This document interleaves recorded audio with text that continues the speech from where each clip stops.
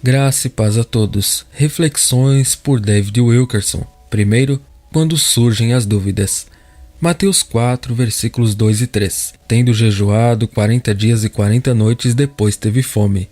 E aproximando-se dele o tentador disse: Se tu és o Filho de Deus, manda que estas pedras se transformem em pães. No momento em que Jesus estava fisicamente vulnerável, o diabo trouxe sua primeira tentação.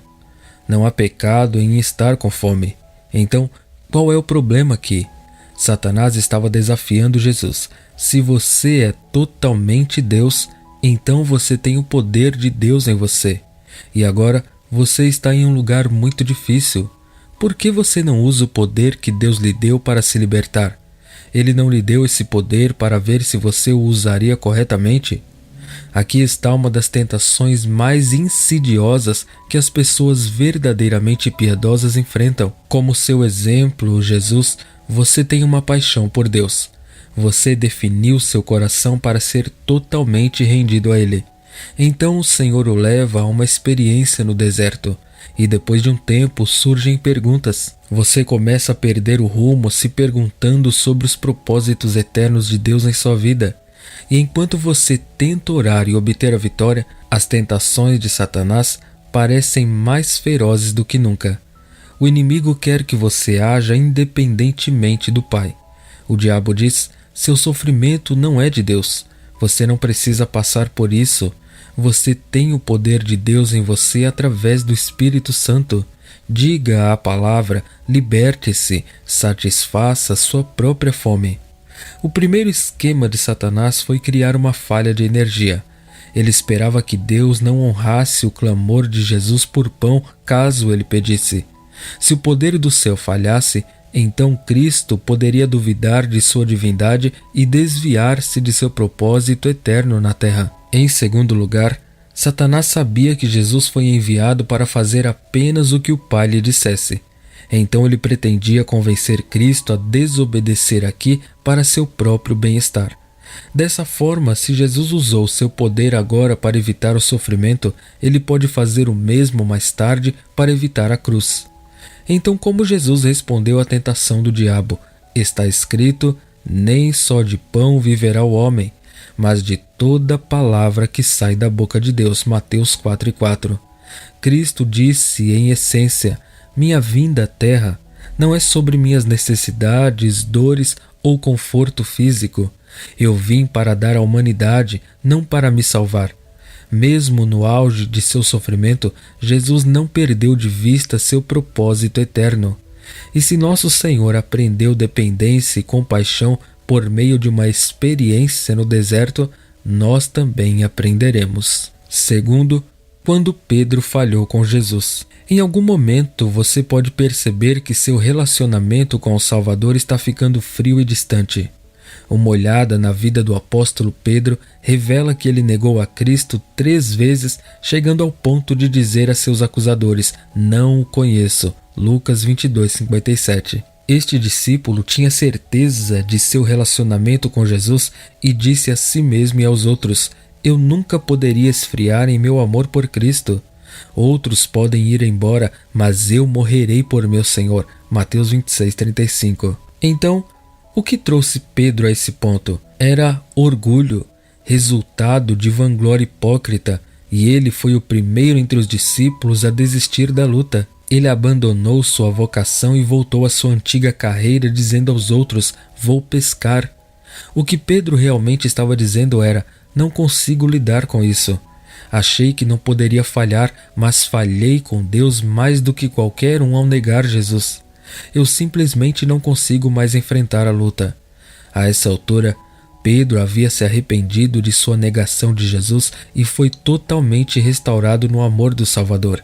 Ele foi perdoado, curado e inspirado pelo Espírito, mas ainda era um homem desgastado por dentro, inseguro de si mesmo. Ele ainda estava em comunhão com Jesus e os discípulos.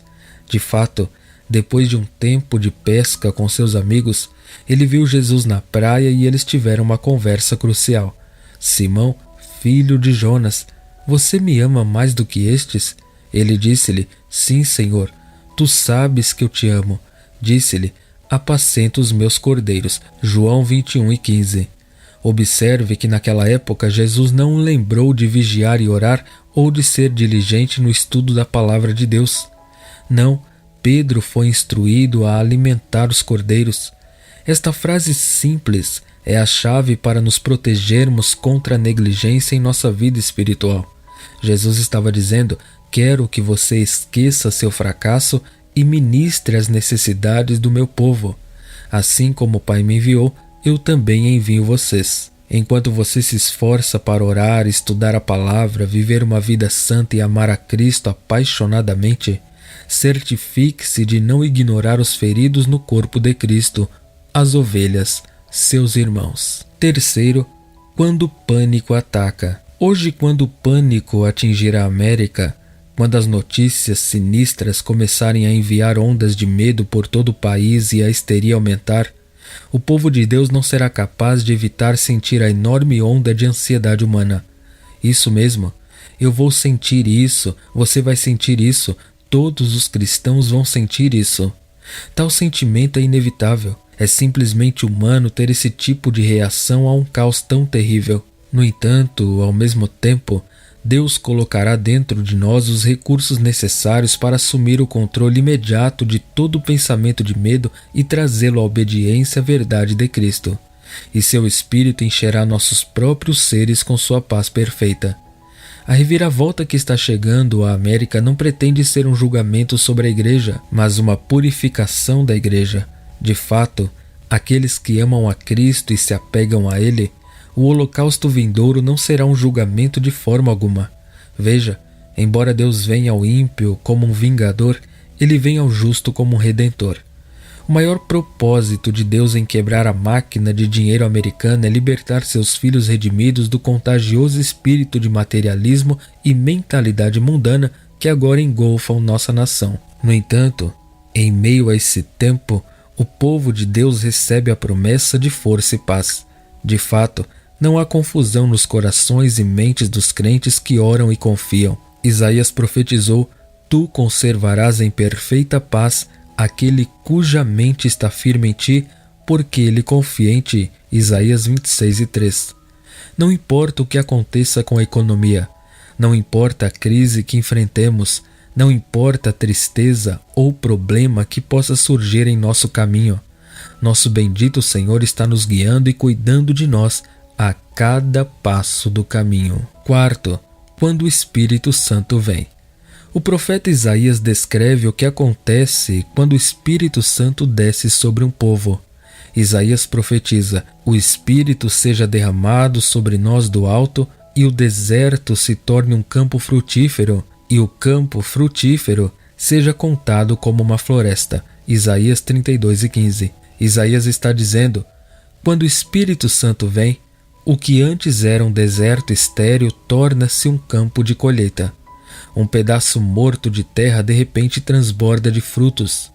E esta não é uma colheita temporária. O campo de frutas se transformará em uma floresta, e você poderá colher mudas desta floresta ano após ano e aumentar sua produtividade continuamente. Isaías acrescenta: então o juízo habitará no deserto, e a justiça permanecerá no campo fértil. Isaías 32:16. Segundo o profeta, o Espírito Santo também traz consigo uma mensagem de julgamento contra o pecado, e essa mensagem produz justiça no povo. Isaías não está falando de um único derramamento do Espírito, o que algumas pessoas chamam de avivamento. Isaías está descrevendo algo que dura. Estudos de sociólogos cristãos mostram que a maioria dos avivamentos atuais dura em média 5 anos e deixa em seu rastro muita confusão e dissensão. Conheço algumas igrejas onde ocorreram os chamados reavivamentos, mas agora, em poucos anos, não há mais vestígios do Espírito. Essas igrejas estão mortas, secas e vazias. Casas que antes abrigavam 1000 pessoas agora são tumbas cavernosas com apenas 50 pessoas presentes. Isaías continua: a obra da justiça será paz, e o efeito da justiça, tranquilidade e segurança para sempre. E o meu povo habitará em morada pacífica, e em moradas seguras, e em lugares tranquilos de descanso. Isaías 32, 17 e 18. A paz vem porque a justiça está em ação. O Espírito Santo está ocupado varrendo toda inquietação, perturbação e condenação. O que se segue é paz de espírito, paz no lar e paz na casa de Deus. E quando o povo de Deus tem a paz de Cristo, eles não são facilmente movidos dela. Quando cair granizo na floresta e a cidade será baixa em um lugar baixo, bem-aventurados vós os que semeais junto a todas as águas, que para lá lançam as patas do boi e do jumento. Isaías 32, 19 e 20. A profecia de Isaías sobre o Espírito Santo foi dirigida a Israel durante o reinado de Uzias. No entanto, também se aplica ao povo de Deus hoje. É conhecida como uma profecia dupla. O fato é que toda geração precisa de um derramamento do Espírito Santo. Eu creio que a igreja hoje não viu nada comparado ao que o Espírito Santo deseja realizar. Amém.